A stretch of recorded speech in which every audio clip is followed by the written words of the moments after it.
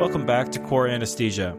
Whether you are a student prepping for tests and boards or a CRNA here to earn CEUs, we are glad you've joined us. For more about us, make sure to check us out on Instagram at Core Anesthesia and online at coreanesthesia.com. Welcome back to Core Anesthesia. I'm Cole here with Tanner, and today we're going to start a summer series. We'll be doing several episodes that will release here in the upcoming weeks, just going through more of our real talk vibe, but just in the sense of just the emotional struggle and things with anesthesia that come up that often aren't talked about. And so the first one we want to discuss today are mistakes in the OR, mistakes that we're all human. We all make mistakes at some point in time. And I think there's this notion of if I make a mistake, I'm the only person that has ever made a mistake. And it can cause a lot of emotional turmoil.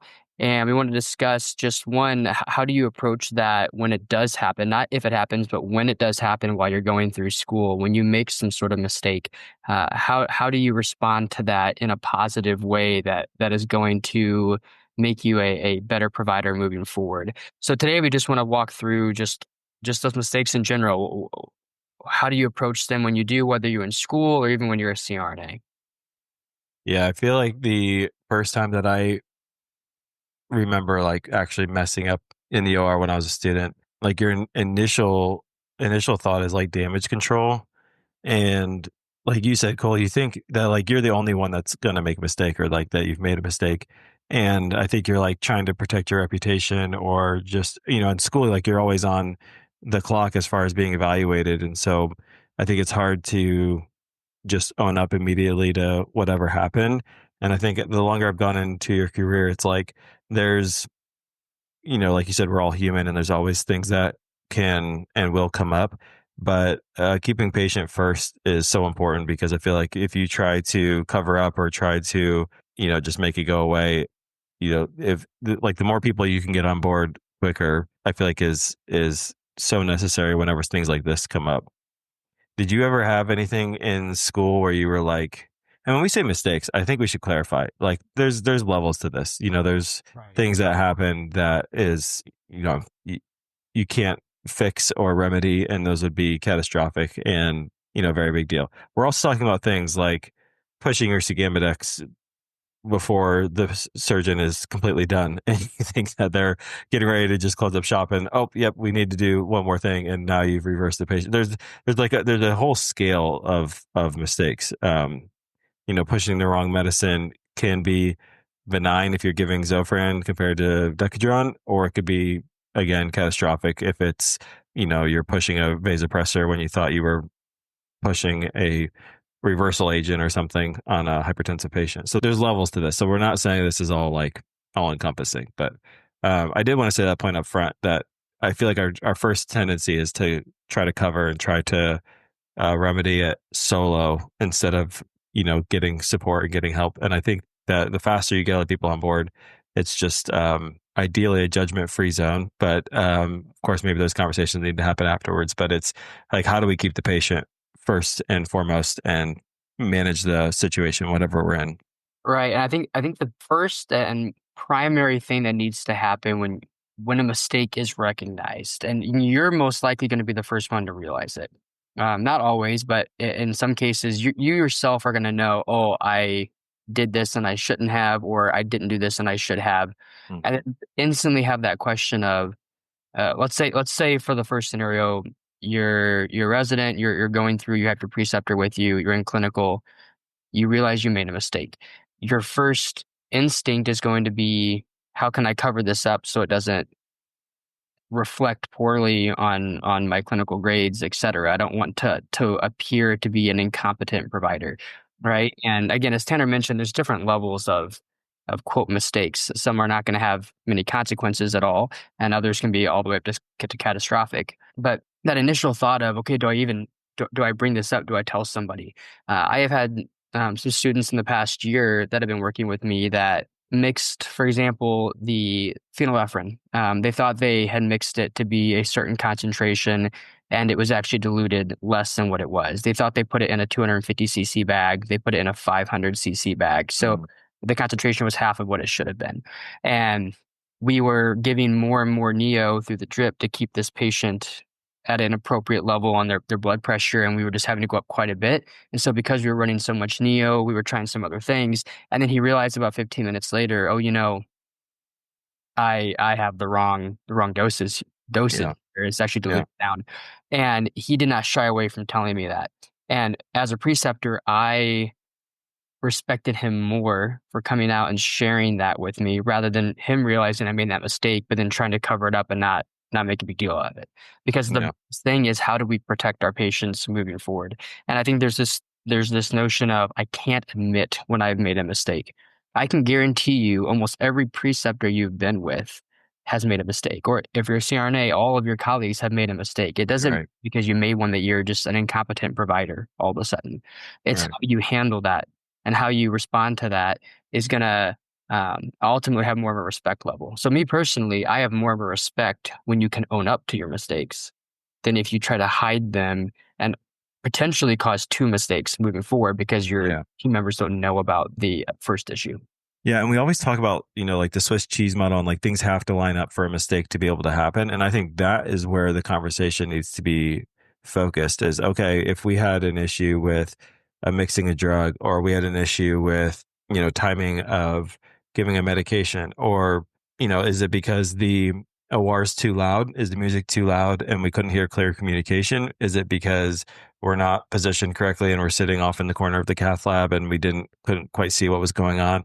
Like there's lots of things that just because a mistake's been made doesn't mean that that's the end all be all. It's like punish the person who made the mistake. Let's look at the circumstances around what caused that. And I guarantee you, if you've made it, there's going to be somebody else that has made it or will make the same mistake. And so if we look at the circumstances around what caused that or what allowed that to happen, that's such a more productive conversation and remedy than just trying to be punitive to the person or make them feel bad or, tell them they need to be more careful. There's oftentimes so much that is going on in the circumstances. The other day I was in the cath lab. That's the reason I brought that up. And I was with a resident and it was not a big deal, but I just told them to give a certain amount of a medication. And, it's just loud. It's chaotic. You're feeling like you're stepping over 15 million wires to get to the patient. And our machine's way off in the corner and it's not super comfortable. And it just wasn't a good setting. And whenever I told them to give, they gave more than what I told them to give and handed me back the syringe. And I was just like, oh man, that's not what I told you to do. Again, it was a medication that we were going to give anyways. So it wasn't a big deal, but for teaching purposes, I was trying to show them like as the way that the patient was going to come back breathing and different things. And so I just was having a conversation afterwards, like that can happen. That happened today, but that can happen a million more times down the road because anesthesia gets crazy. It gets busy. You can be in an ortho room that's loud, or you can be in a trauma that's loud and there's a lot of people in there. And it was just a point of like when communication is had, like I'll own up onto it as well. I just said it and I didn't follow up with like, do you understand what I said? Nothing was repeated back to me. It's like that closed loop communication is a great lesson. Was it a mistake? Yes. Was it a teaching opportunity? For sure. And I hope that that's, really helpful as they move forward. I remember when I was in school, I had that exact same thing happen in reverse. So I was a student. The preceptor told me to give a certain amount of medication. I did verify, but again, it was loud. And so the preceptor did not hear, or whatever they heard from me sounded like whatever they told me to give, I guess. And so when I'd given too much heparin is the story of that. But it ended up being fine. We ended up having to actually give more heparin and it wasn't a huge deal. But I even in that situation tried to like close the loop with the communication. And there still was an issue with the dosing that was given. So I remember being on the other side of it. So now that I'm on this side of it, when that student has that moment, I'm sure they're thinking like, oh my goodness, just like feeling wrecked. And in my perspective, I'm like, hey, I've been there. Like I did that exact same thing and I feel like with the more that we can kind of share those experiences and work on systems that are causing the issues, not just punishing single persons for making mistakes, I feel like the better role will be. But it's lonely. I don't know if you resonate with that about the loneliness after you make a mistake. You're just like, oh man, this is just me. Yeah, 100%. I mean, I would be more surprised if you didn't feel upset when you made a mistake, because our goal is to provide excellent care to patients, right? Right. And if you make a mistake, I mean, it should make you feel bad. If Right. it's not, there's another deeper issue we need to address. Yeah. Right. And so don't beat yourself up for feeling bad about it. I mean, you should feel bad. The question is, how do you respond when a mistake is realized?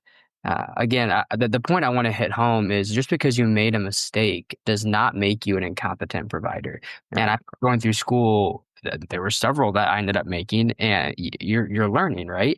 And you're going to make more mistakes. But even when I got out and I was a CRNA, those are the ones that affected me more because I'm like, why am I making a mistake right now? Like I'm not a learner anymore. I mean, obviously Mhm. we're still learning, but like I'm doing my job as a professional CRNA and I just made a mistake. Like, am I a bad provider? And obviously, if there's a pattern developing here, there's a deeper issue to that. Sure.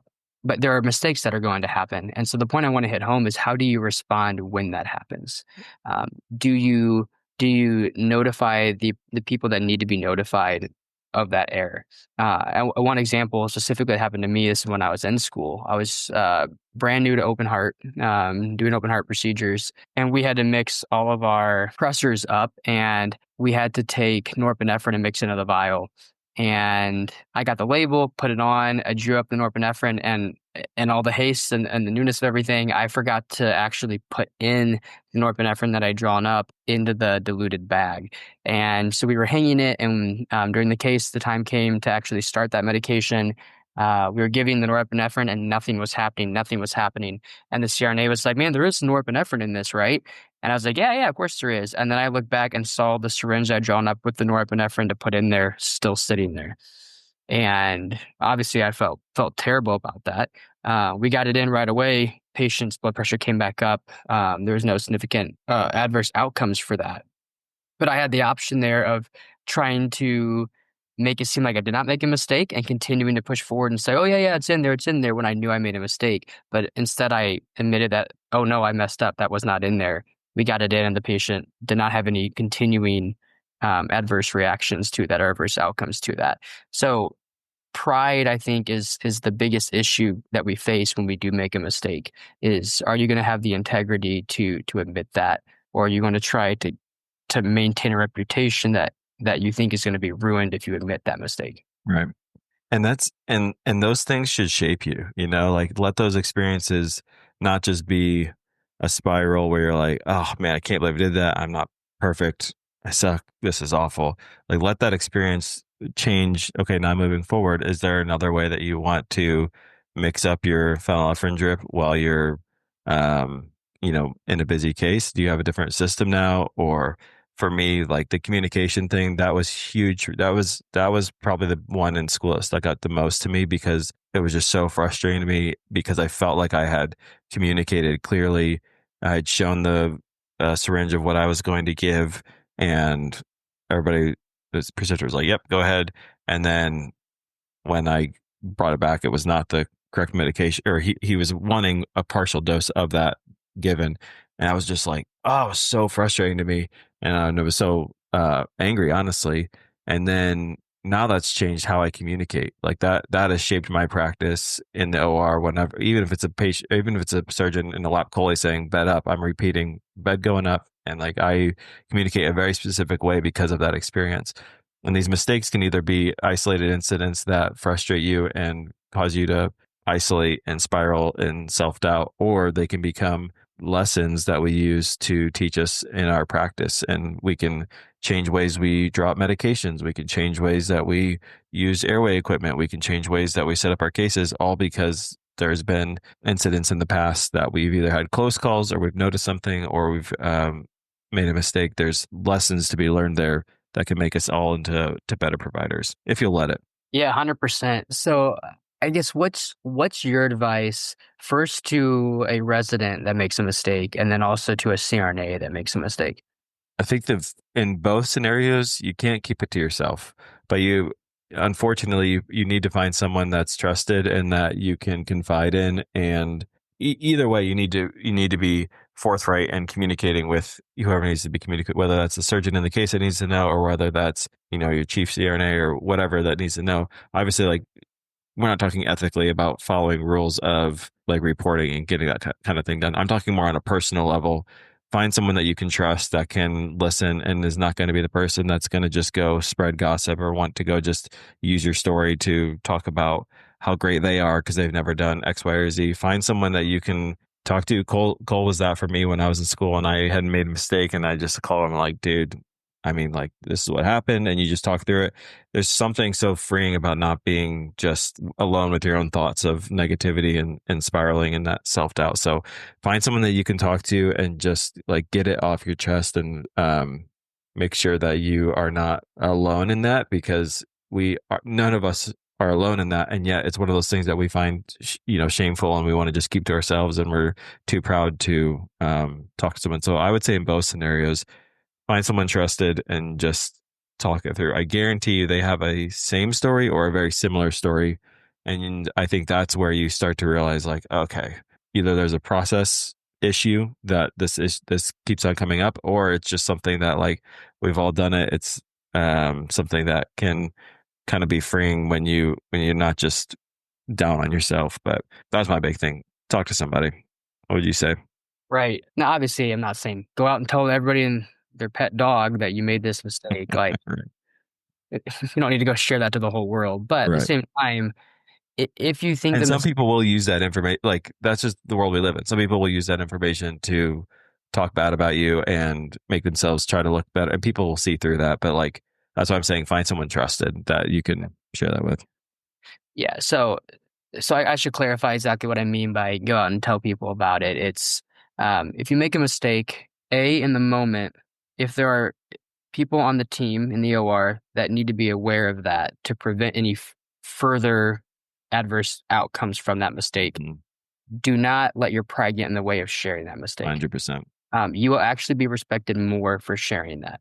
100%. I would gladly have a CRNA taking care of me or my loved ones that I know have made mistakes, but that have the integrity to admit when they have, and to share that to prevent further mistakes from being made, both in that immediate case, but also if you think that the mistake you made could potentially be replicated.